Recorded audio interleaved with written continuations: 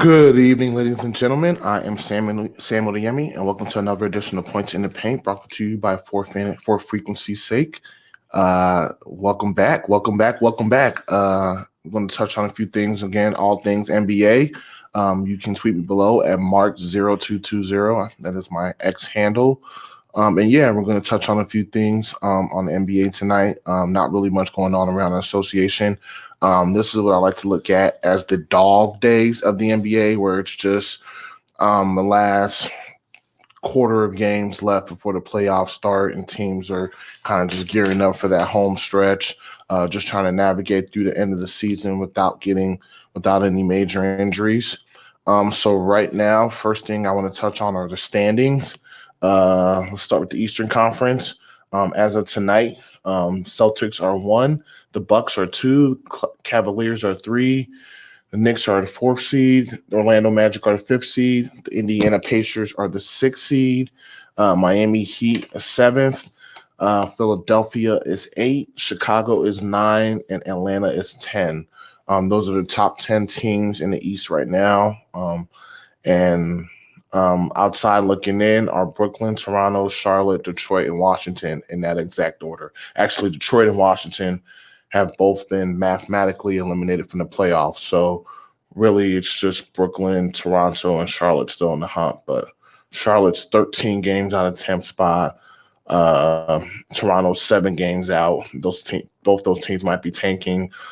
Brooklyn is 3.5 games out of 10th. So maybe Brooklyn, Atlanta, never know. All right. The Western Conference. OKC is number one. Denver is number two. Minnesota is number three. The Clippers are number four. Pelicans are number five. Sacramento is number six. Dallas is number seven. Phoenix is number eight. The Golden State Warriors are nine. And the Lakers are 10th. On the outside looking in are Houston, Utah, and Memphis. Portland and San Antonio have both been mathematically eliminated from the playoffs, so they don't count. Memphis is 13 games out of 10 spots, so they're probably just going to tank. There's really no reason for Memphis to play for a spot this year. Just take the high draft pick you'll get this year, and John Morant comes back next year with Jaren Jackson and Bane, and kind of just reload from there. Utah's tanking as well. Houston might be able to catch the Lakers. They're 3.5 games out, so we'll see. But I want to jump back to the Eastern Conference and kind of just look at where things are at now. Celtics are just running away with the Eastern Conference. And the closest team, Milwaukee, is 9.5 games back.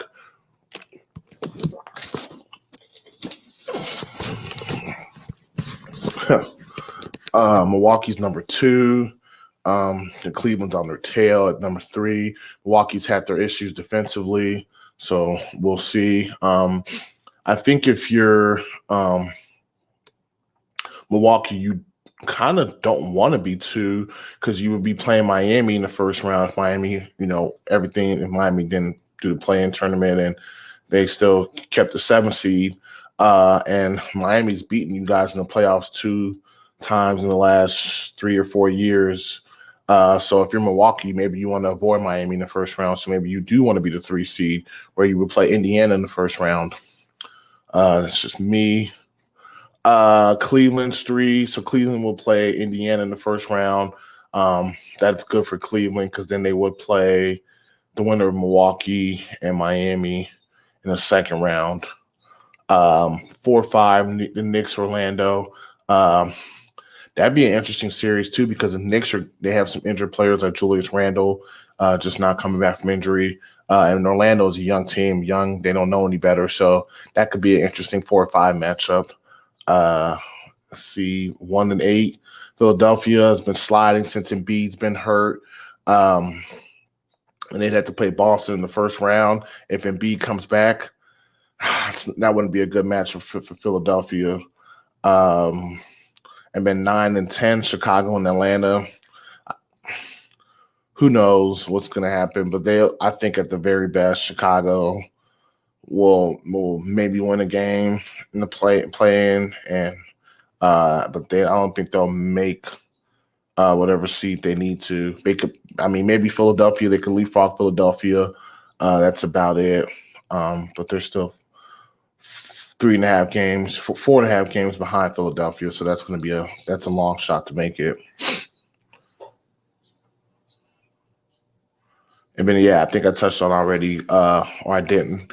But 3-6 Cleveland, Indiana. That series can go in either way. Be a definitely guard centric lineup. Indiana likes to push the pace, obviously, and then Cleveland's got Garland and Donovan Mitchell and Mobley. They got shooters too, so that could be a really interesting series. I love to see that series go 7 games too. And then obviously on the other side, Indiana's got Halliburton, Turner, Siakam. Doesn't have Hield anymore, but that'd be a good, nice first round series. I look forward to watching. In the Western Conference, OKC is 1, so they would play Phoenix if Phoenix held the 8th seed. That'd be pretty good. Actually, that would be pretty good. KD going up against his former team in the playoffs. Storylines there. I don't really think the Lakers or the Warriors are really a threat. I mean, the 1-game series, never say never, but I just don't trust the Lakers in the playoffs. I think LeBron's going to run out of gas during the playoffs, and the Lakers are going to and then they're just not going to be very good, especially if you're relying on AD to carry you through 16 games in the playoffs. The Lakers aren't going anywhere. Warriors, I don't think the Warriors are going to go anywhere either, even with Steph and Clay playing better as of late. I don't think it's enough. I still think they need some more pieces. So this might be the end of their dynasty, but I don't think the Warriors have enough to make a deep postseason run. So that's why I kind of want to see Phoenix and Dallas hold on to the 7th and 8th seeds respectively. Denver's a 2 seed, so Denver will play Dallas in the first round. That'd be a really good series too. Kyrie and Luka versus Jokic and Murray, battle of dynamic duos. That would be a really good series to watch too, especially too because it would come down a lot to the other guys. Aaron Gordon, Michael Porter Jr., KCP for Denver, Tim Hardaway Jr., PJ Washington, Derek Lively for Dallas, and Derek Jones Jr. That'd be a good series too if that ended up happening. Minnesota versus Sacramento, that would be a good series too. And I guess both those teams kind of have a little rivalry brewing. I think some words were exchanged, and they both were saying how they both have neither won a playoff series. So there'd be a lot of chirping in that series. But I know Minnesota's got some injuries of Karl Anthony Towns and Rudy Gobert. So hopefully they can make it to the playoffs healthy. And the Clippers are the 4th seed and the Pelicans are the 5th seed. That would definitely be a great first round series to watch. Because I could see Phoenix beating OKC in the first round, and I could see the Clippers beating the Pelicans in the first round, and then they would meet up in the second round, the Clippers and Suns, and I want to see that series with Booker and Paul George. That'd be a Russ and KD, Harden, KD, so many nice matchups in that series. So that's how the standings look for now. So we'll see. We'll touch base on them, and obviously we'll just kind of go. So there's probably about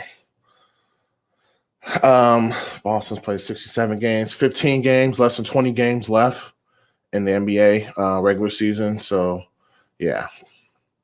All right. Notable injuries. Since my last posting on this, Washington Wizards rookie, he pronounces like Bilal Coulibaly. He's their rookie first-round pick this year. He's out for the season. I want to say it's his wrist. The team is just being overly optimistic. I think he's a nice prospect for them. 6'8" swingman, very young too. Didn't turn 20 until this July, so he's a nice young prospect. And like I said, the organization literally said we're just being cautious, and Washington's not playing for nothing, so you might as well sit him and just have him come back next season.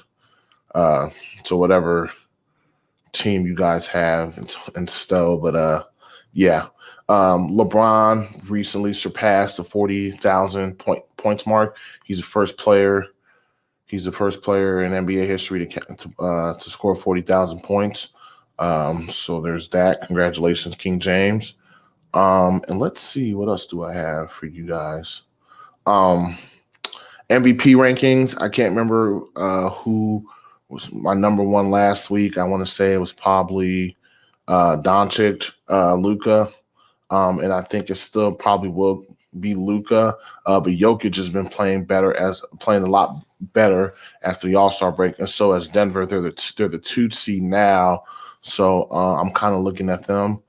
Shea Gilgeous-Alexander is a dark horse, and OKC is the one seed. So I think you got to definitely give him some attention and serious consideration for that point. Kind of reminds me of Derrick Rose when he won MVP that year, how he had the Bulls as the one seed in the East, and just a point guard, kind of just leading the team in scoring, kind of just trying to do a little bit of everything. I think Shea's kind of doing that for OKC as well, not as explosive as D Rose, but in his own way, attacking and just mid-range assassin.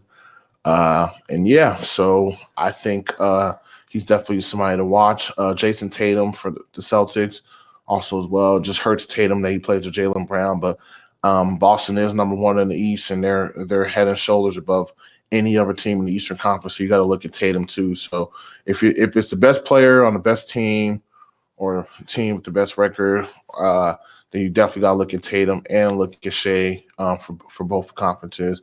Luka and Joker, they're just great, phenomenal talent. So they're always going to be in the conversation. And then you want to round it out probably with Giannis in Milwaukee. Giannis is just so dominant. So he's probably my fifth MVP candidate. And then with rookie rankings, I want to say probably going to put Victor Wemby. He's been doing some things. Haven't seen much of him lately, but I put Wemby number one, Chet number two, Brandon Miller number three, Jaquez from, or actually I'll probably put Pods from Golden State number four, and I put Jaquez from Miami number five. And that's just my thoughts. Pod's really been playing better for Golden State. Brandon Podziemski has been playing a lot better for Golden State, so he's definitely climbed up my rookie rankings. Most improved, I got Kobe White number one, Tyrese Maxey number two, and that's it. I can't. Alfaroon Sengun from Houston number three. And I guess you could put Halliburton in there, but he missed so many games. I don't think he'll qualify for the award. And then maybe Cam Thomas from the Brooklyn Nets.